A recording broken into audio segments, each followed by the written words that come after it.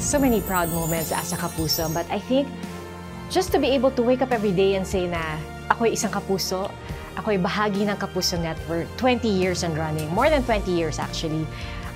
That to me is a very, very proud moment. I still remember the very first time that I had a story that aired, and it was the late, great Mike Enriquez who introduced the story that I had filed. Iba yung kilig nung sinabi niya, saksi, si Pia Arcangel. Parang sabi ko, wow, Kapuso na talaga ako.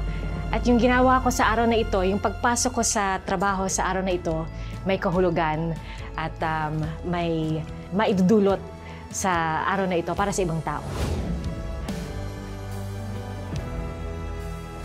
It's hard to choose one.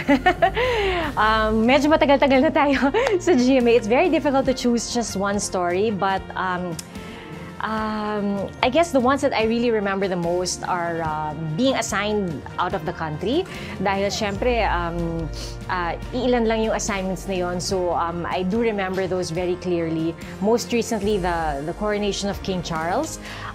Dahil, di ba, iisipin mo parang ano ba ang kahalagahan ng koronasyon ng isang hari sa Britanya para sa Pilipino. Pero may kinalaman rin, may epekto rin yun, may impact rin yun sa atin dahil napakarami nating kababayan na naroroon at marami yung nagtatrabaho rin doon. Tapos doon natin nakita kung gaano kalaki rin at katindi yung pagmamahal nila para sa mga Pilipinong naroon.